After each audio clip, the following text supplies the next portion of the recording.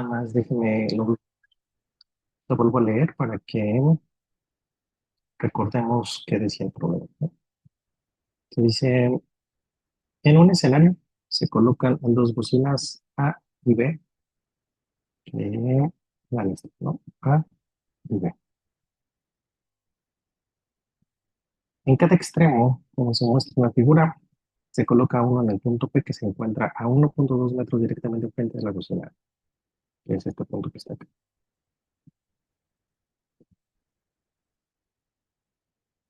El escenario tiene 3 metros de ancho. Ya resolvimos el inciso A, ya resolvimos el inciso B, que por cierto no sé si tengan dudas o preguntas acerca de estos dos incisos,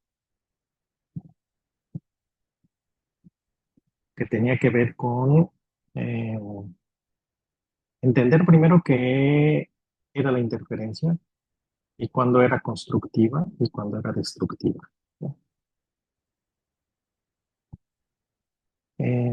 En el inciso A, primero preguntaba cuál era la frecuencia mínima para que haya interferencia destructiva en el punto P, y el inciso B era para una frecuencia determinada de sonido, cuánto se tenía que mover la bocina B para que aquí hubiera una intensidad máxima de sonido.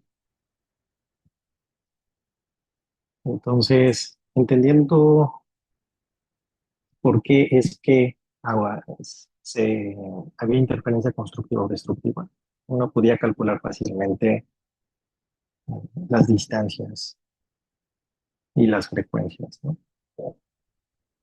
Entonces, lo último que nos faltó resolver fue el inciso C, que no sé por qué dice D ahí, inciso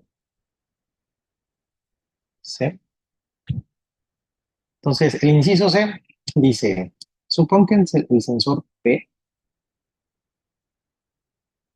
está en A, entonces vamos a moverlo aquí en A, ¿ok? Y que la bocina B está, se mueve con velocidad constante y emite un sonido de los 572 Hz. Entonces, ahora vamos a considerar que esta bocinita tiene velocidad, ¿no? No, ay, no quiero escribir. Tiene una velocidad, vamos a hacerla con color naranja. Entonces, mi bocina tiene una velocidad B, este es el inciso C, ¿no? Entonces tiene una velocidad B, ahora P se va a encontrar aquí en este punto.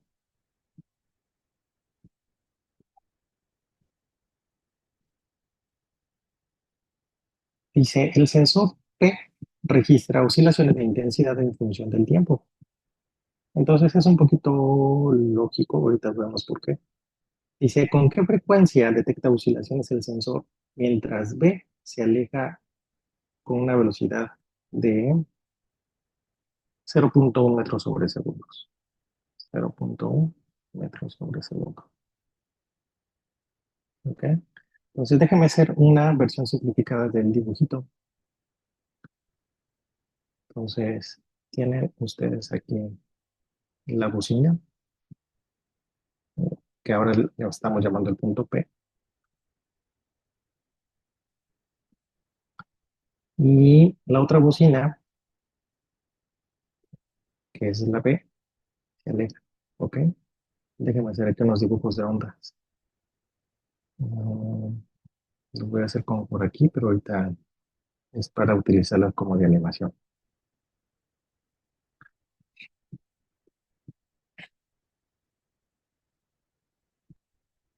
Ok, entonces lo que tenemos es lo siguiente.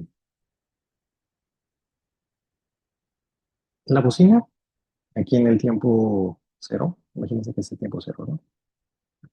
Produce sonido. Imagínense que no se mueve, ¿no?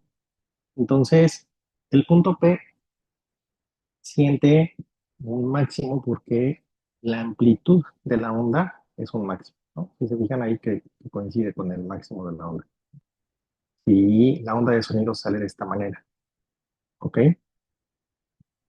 Pero la bocina B se está moviendo hacia la derecha, alejándose del punto P. Entonces lo que ocurre es que ahora P va a escuchar un mínimo y después un máximo y después un mínimo y un máximo y un mínimo, así sucesivamente. ¿Ok? Por eso quería hacerlo así de esta manera. Entonces, conforme va pasando la onda, se va moviendo la bocina, la onda también se va moviendo. ¿Ok? Pero la onda no es estática. ¿Ok?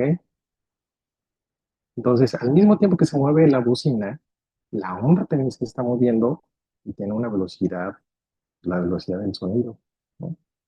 La velocidad del sonido. Entonces, mientras B se mueve para un lado, la velocidad del sonido se mueve para el otro. ¿Ok? Entonces, nos preguntan cuál es la frecuencia. Oh, ajá.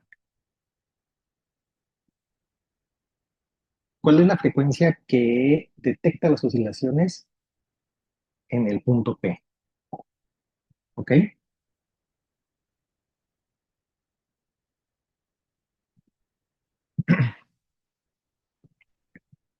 Entonces, nos dice el problema que si el punto B nos está moviendo, la frecuencia con la que estamos escuchando es de 572 Hz.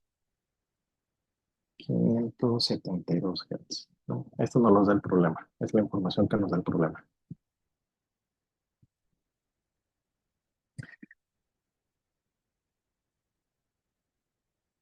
Entonces, la frecuencia recibida desde B está desplazada por algo que nosotros le llamamos el efecto Doppler. Y el caso que tenemos es que la fuente está en movimiento y tenemos un observador fijo. Entonces, en este caso, la frecuencia del efecto Doppler, que lo voy a llamar prima, ahorita explico qué es el efecto Doppler, en caso de que no sepa.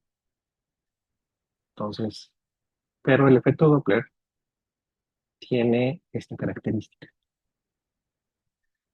em, que si el observador se está moviendo, la frecuencia con la que, perdón, que si el emisor se mueve respecto al receptor en cuestión de sonido, de hecho también de luz, pero en sonido es un poquito más sencillo porque un ejemplo clásico es una ambulancia. Entonces, si el emisor de onda, imagínense que es una ambulancia, ¿no? Déjame hacer un súper sencillo aquí. Imagínense que esta es una ambulancia.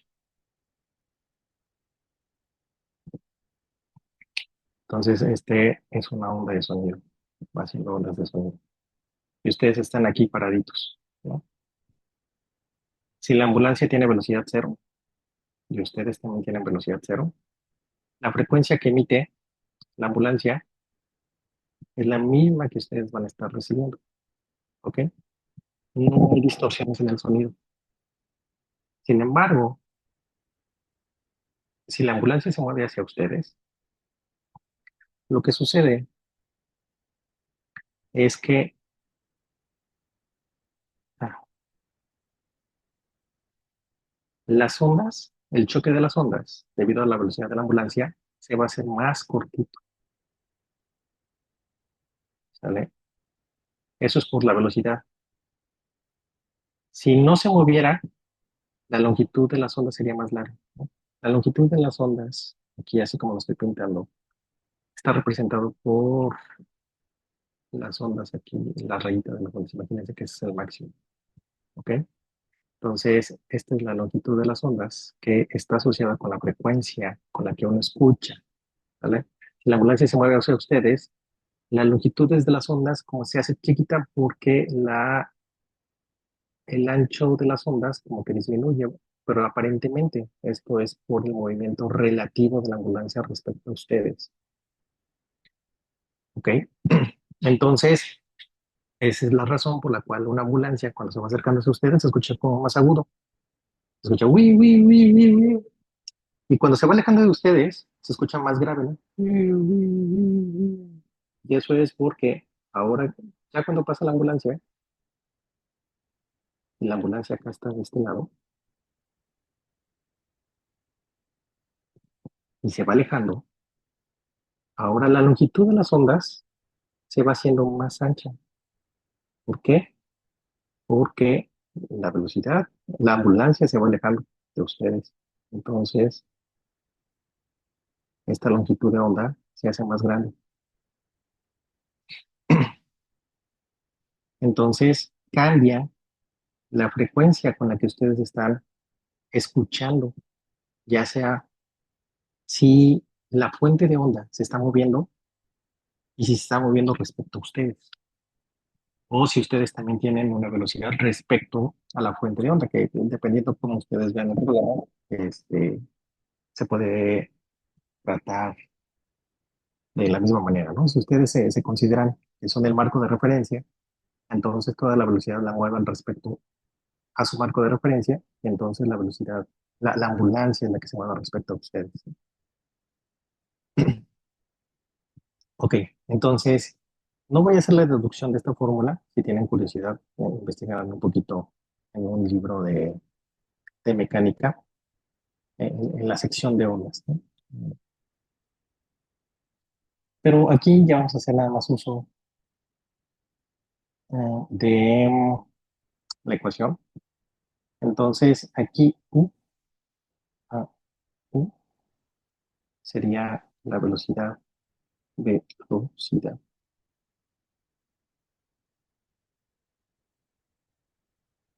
velocidad de la velocidad, que en este caso pues es 0,1 metros sobre segundo. Y V sería la velocidad del sonido. La frecuencia es la frecuencia en la cual el observador es está estático. Entonces es esta misma. Y ya, con eso nosotros podemos obtener la frecuencia con la que escucha el punto P, cómo cambia, creo que sea 572 Hz. Y esto,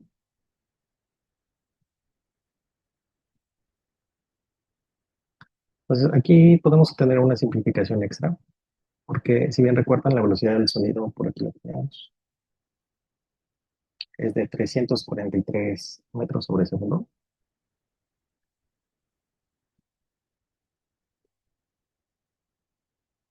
Entonces tenemos 343 metros sobre segundo, más el punto uno, ¿no? Pero pues el punto uno es muy chiquito comparado con el 343. No importa que que lo sume aquí, la simplificación va a seguir siendo la misma, ¿no? Esto sigue siendo como 572 por 0,1 entre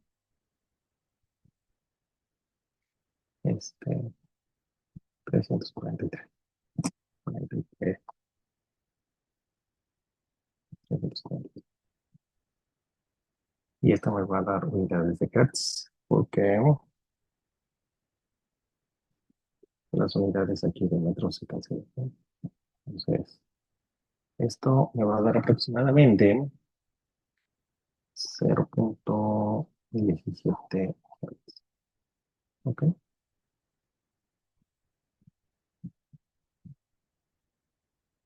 Si no sabían, por ejemplo, eh, este concepto de efecto Doppler, y no tenían exactamente, no recordaban exactamente cómo va esta formulita de aquí, tampoco era súper necesario que lo supieran. De hecho, hay una aproximación muy sencillita, igual. Eh,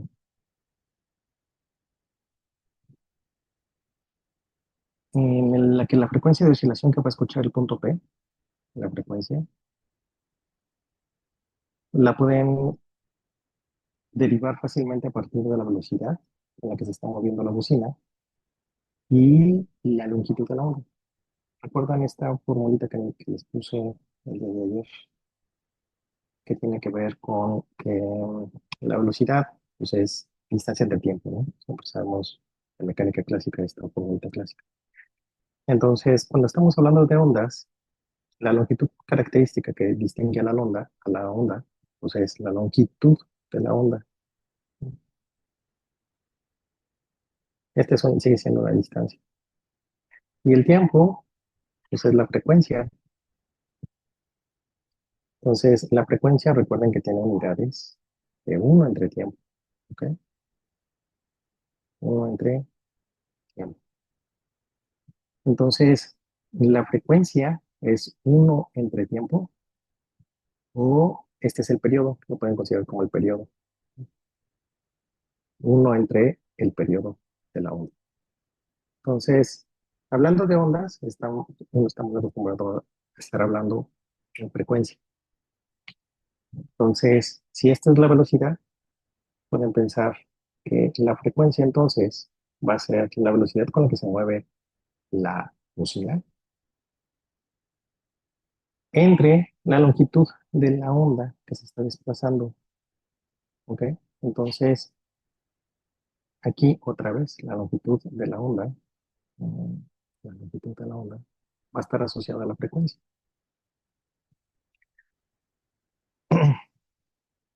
Entonces,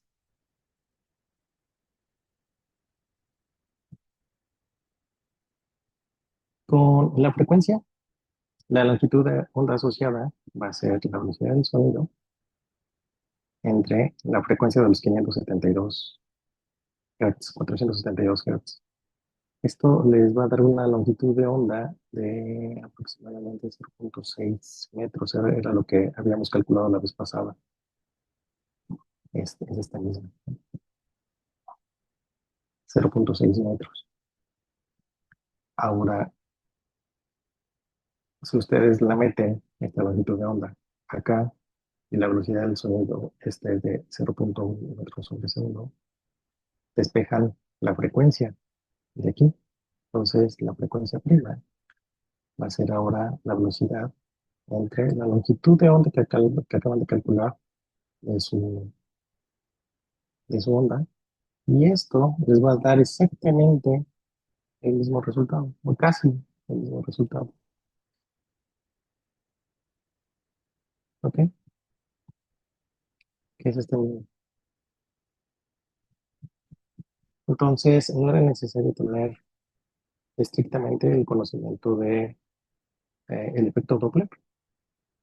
Podían desarrollar el mismo resultado a partir de su intuición de cómo se debe de mover una onda si la bocina se está alejando. ¿Por qué no hay mucha diferencia? Porque la velocidad de esta bocina es muy chiquita comparada con la velocidad del sonido. Por eso pusimos una velocidad muy chiquitita, 0.1 metros sobre segundo. No hace que el efecto Doppler sea relevante en este caso. ¿Ok? Entre más grande es la velocidad, por ejemplo, de la ambulancia, entonces mayor es el efecto Doppler que se escucha. Ah, de hecho, cuando pasa un carro rápido y va con el claxon, ¿no? Eh, activado el claxon, el sonido del carro, ¿no? Entonces va, conforme se va acercando, ¿no? Imagínense que en lugar de ser una ambulancia es un taxi, entonces, ¡piu! Dependiendo de qué tan lejos esté de ustedes. Si se acerca, se escucha más agudo, si se aleja, se escucha más grave. Entonces, entre más rápido vaya la ambulancia, el taxi o lo que ustedes quieran, el sonido se va a hacer más agudo mientras se acerca y más grave mientras se aleja.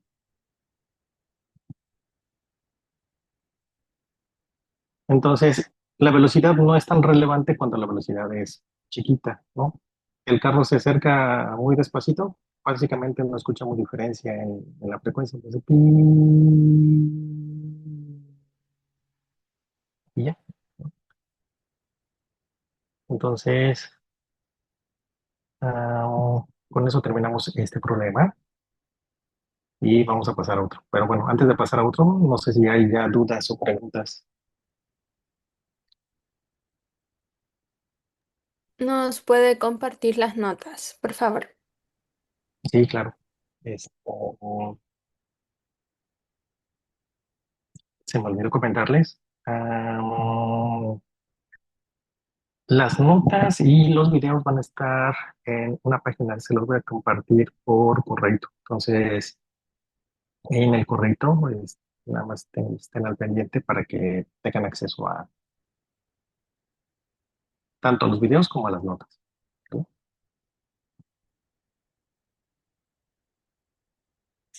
Ok, vamos ahora a resolver este otro problema. Déjenme lo pongo más abajo, más abajo. Ok, así, para que no vean la respuesta. Vamos a resolver este de acá. ¿Sale? Se los leo.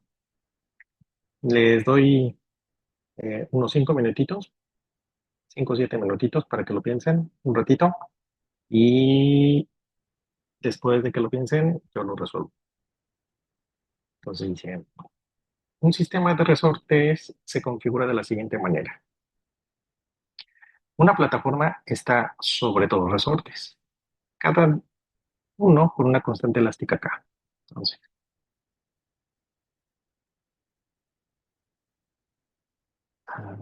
no, es este.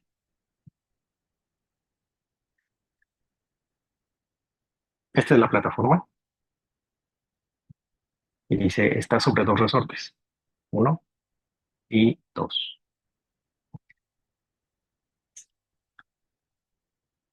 ¿No? Dice, cada uno consta con una constante elástica K, cada resorte. Encima de la plataforma hay un tercer resorte, con una constante elástica K también. Sí,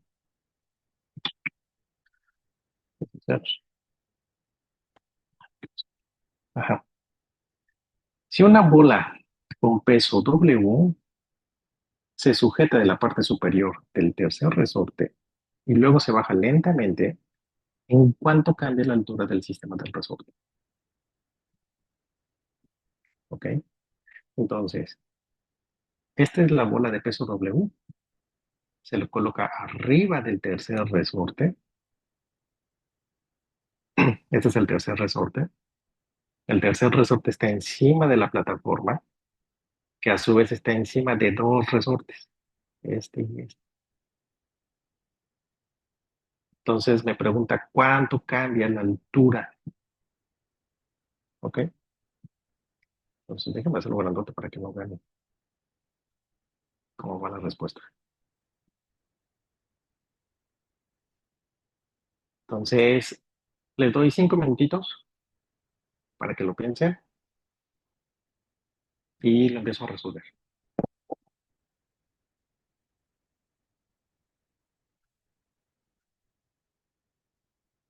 12:32, a las 12:37 empezamos a resolver.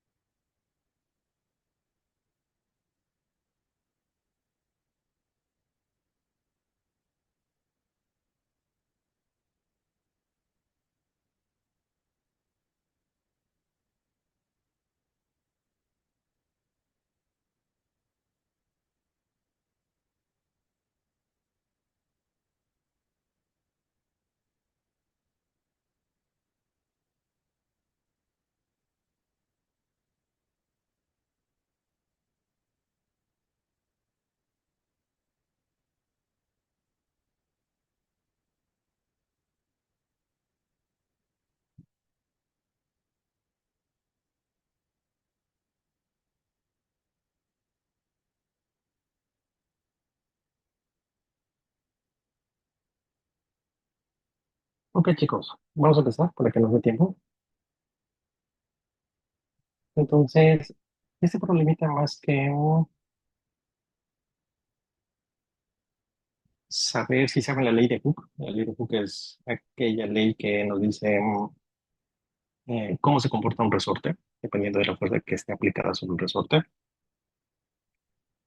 Eh, Intenta explorar si ustedes saben eh, cómo se comporta la configuración de varios resortes. ¿Ok? Entonces, de eso se trata este problemita. Ley de Hooke. Yo espero que ya todo el mundo lo conozca. No la veo escrita por aquí.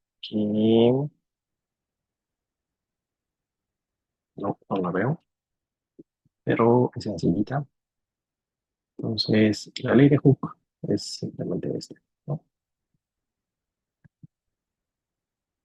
Ah, déjame contar. Fuerza, fuerza. Y lo que nos dice es que la fuerza del resorte, esta es la fuerza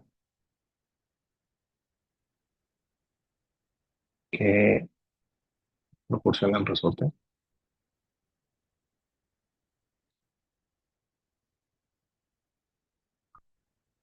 es proporcional. Hay una constante de proporcionalidad. Esta constante de proporcionalidad tiene varios nombres. Dependiendo un poco de dónde, de qué libro estudian, simplemente puede ser constante del resorte.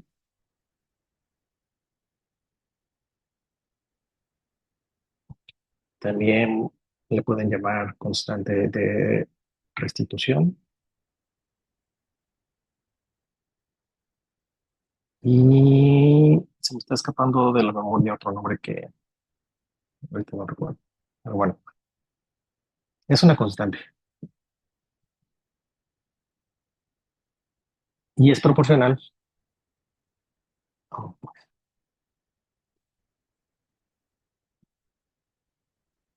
también a la compresión, ¿no? Compresión o, le voy a poner estiramiento del resorte, ¿no? Entonces, para que se den una idea de qué es lo que está pasando, porque imagínense que este es un resorte y aquí tiene una cajita, ¿no? Y este es el piso. Este resortito tiene una longitud natural. La longitud natural es donde el resorte no aplica ninguna fuerza. Imagínense que esa longitud natural es esta L0. Si comprimimos el resortito,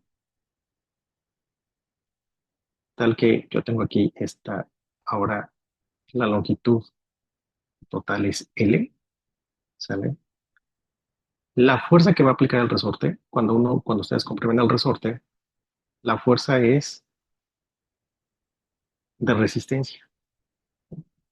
Entonces, dado que el resorte se resiste a ser comprimido, por eso tiene un signo negativo aquí. ¿Por qué? Porque si yo mido la compresión del resorte desde acá, es decir, quien me va a dar mi X va a ser esta cosa de aquí. Esa X es esta cantidad que va a estar acá.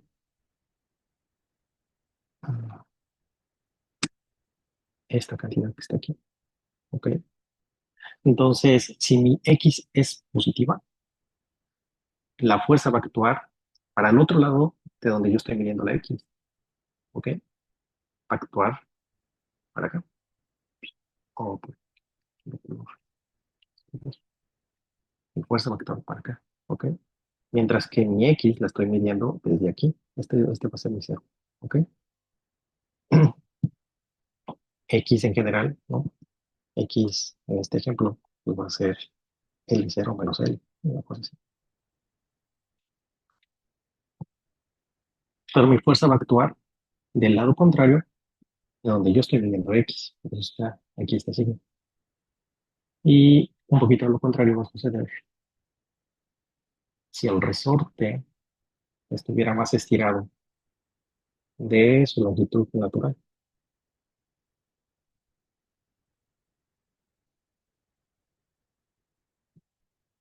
Y ahora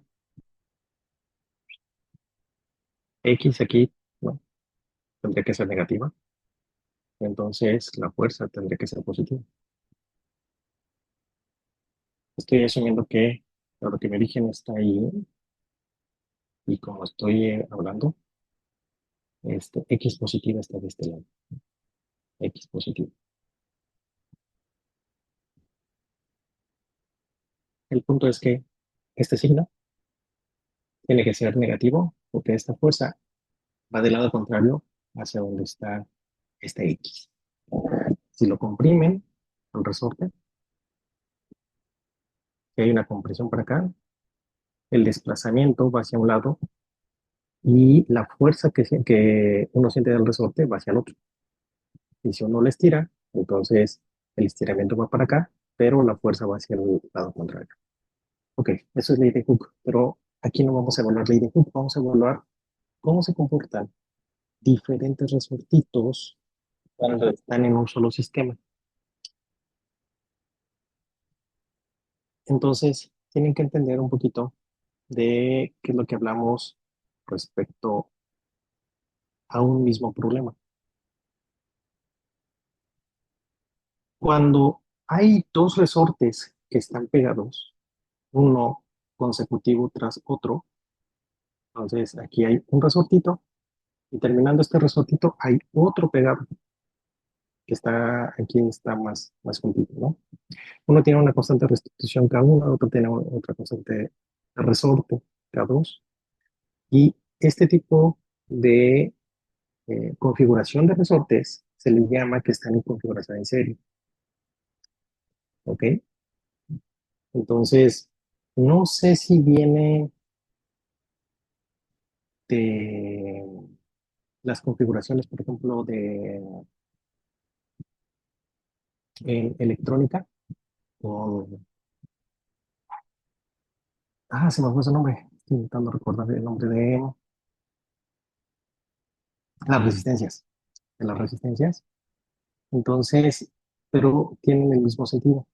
Serie es cuando un resorte está conectado a otro directamente, consecutivo, así. Y paralelo es esta otra configuración, aquí, ¿vale? Donde dos resortes, este es uno y este es el otro, pues están paralelos uno respecto al otro, ¿ok? Tienen sus extremos conectados en el mismo punto y pueden tener constantes de restitución distintas. Y uno puede trabajar con estos sistemas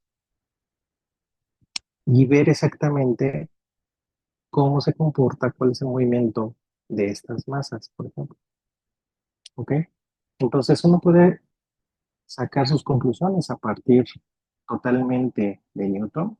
Entonces, no lo voy a hacer todo el detalle aquí porque si no, no nos da tiempo, pero uno puede plantear cuál es la posición del primer resorte y trabajar en base a una configuración en donde uno asume una compresión para el resorte K1, por ejemplo. Entonces, no sé, aquí una K1 y otra compresión para el resorte K2, pero medido desde este, también tomando en cuenta eh, la compresión de K1 y después el movimiento de esta masa, ¿ok? Y hacer Newton, dependiendo si este está estirado, si este está eh, comprimido. Uno puede considerar las fuerzas de manera general, hacer Newton, sacar las ecuaciones de movimiento. Y lo que uno se da cuenta es que cuando los resortes están en serie, este resorte es totalmente equivalente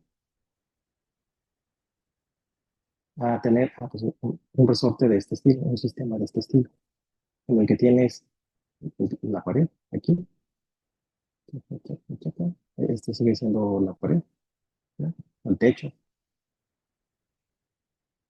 Y uno puede pensar el sistema que en lugar de tener dos resortes, tienes uno solo.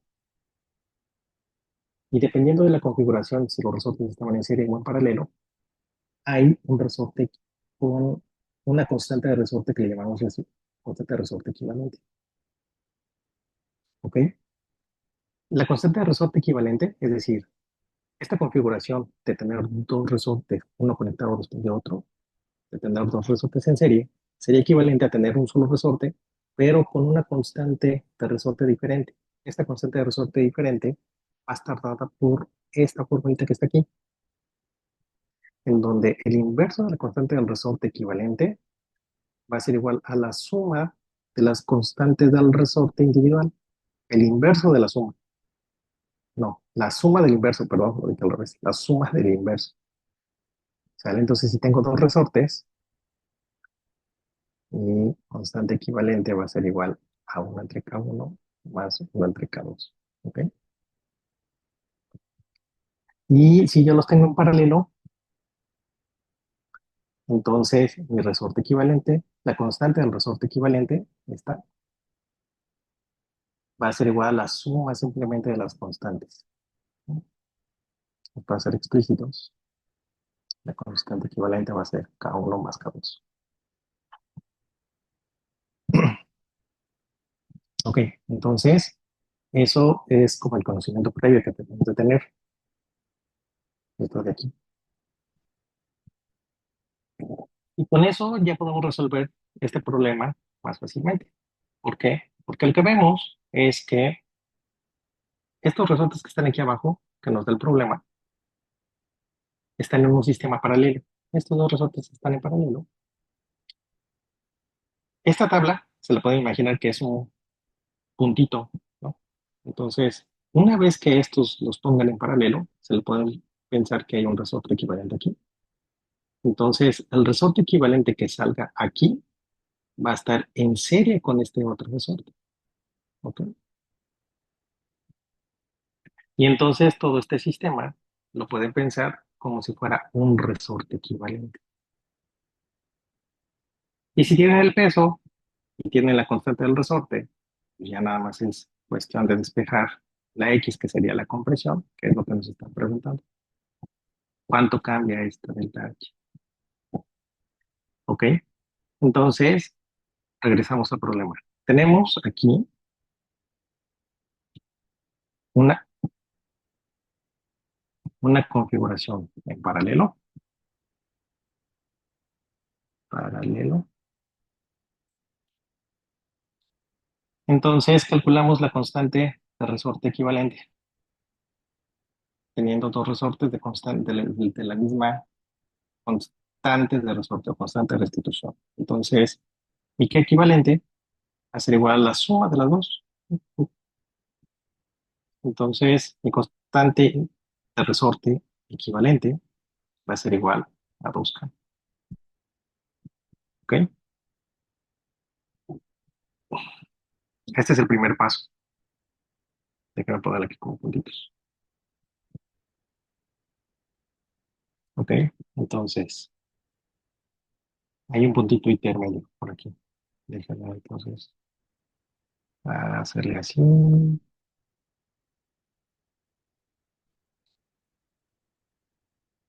De esto pasamos a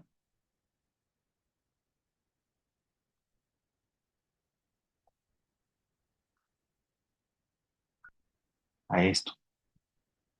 Aquí le voy a poner, vamos a ponerle un 1 para no confundirnos. ¿Ok? ¿Sale? Y ahora vamos a pasar a esto que está aquí. Ahora, este otro problema o esta otra configuración de resortes la podemos escribir otra vez como otro sistema equivalente, en donde estas dos constantes de resorte ahora están en serie. ¿Ok? Y si están en serie, lo que tenemos que considerar ahora que el constante de resorte equivalente va a ser esta, ¿no? Entonces, lo que voy a tener es que uno entre la constante del resorte equivalente de mi segundo sistema, esta, va a ser igual al inverso del resorte de arriba, el original, más el inverso del resorte equivalente que salió de uno, que es, que es este de aquí, ¿ok? Por eso acá aparece busca, porque es este.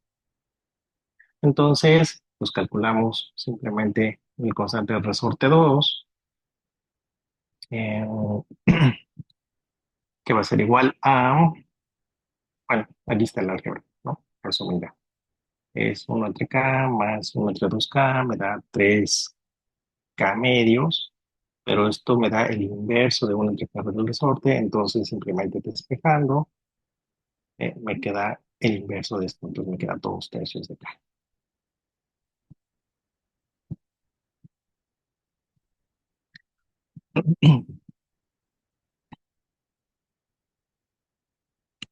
Ok, entonces, ahora regresamos a la ley de Hooke, que nos decía que fuerza pues va a ser igual a K por la compresión, delta X. La fuerza pues, tiene que ser igual al peso, que va a ser W. Entonces, ¿No? delta X, ¿sí?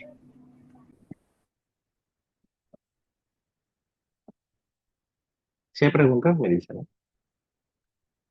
Entonces, despejan delta X, que sería aquí como lo estoy escribiendo como delta H, y nos queda esto.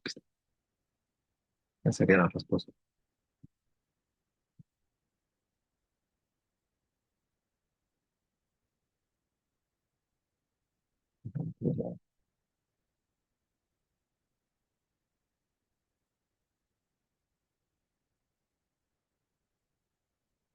¿Tienen dudas o preguntas aquí en ese problema?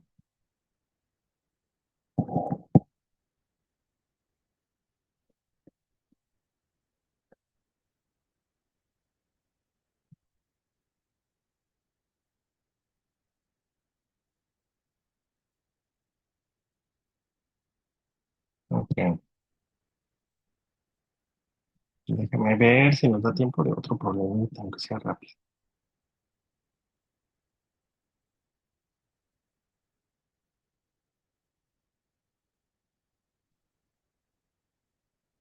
A ver, ya pasó aquí.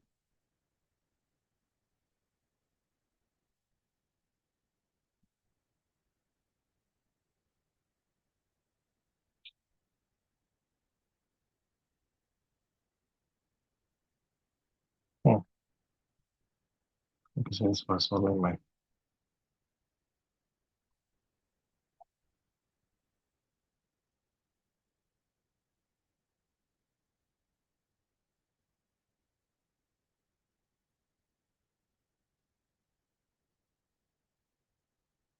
Ok, chicos. No, lo demás nos va a tomar más tiempo de lo que ya tenemos disponible. Pues bueno, espero que les hayan gustado los problemitas que preparé y que les haya quedado un poquito más claro al menos dos problemas del examen. Bueno, uno para cada nivel. Entonces, pues con eso terminamos nosotros esta sesión de problemas. Em, y como les decía, les hago llegar las notas. Yo creo que lo voy a tener que corregir esto, no sé qué pasó aquí. Sí, bueno, les hacemos llegar las notas junto con los videos en una liga. De hecho, déjenme si se las puedo compartir rápido por el chat.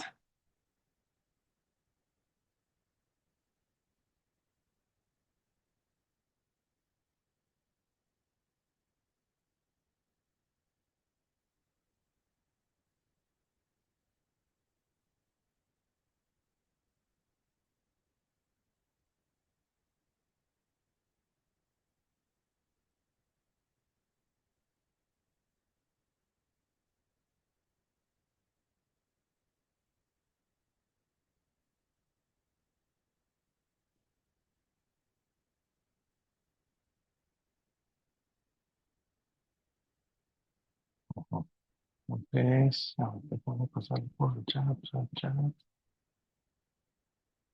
checar, pegar, ya.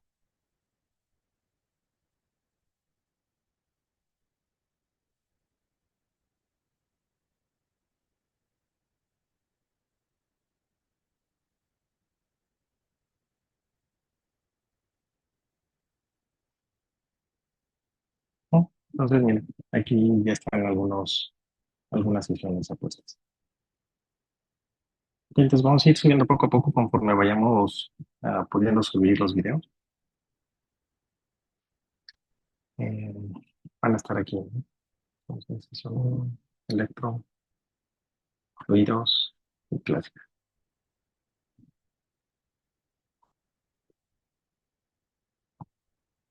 Entonces, por aquí yo creo que vamos a poner las notas, ¿no? Por aquí mismo.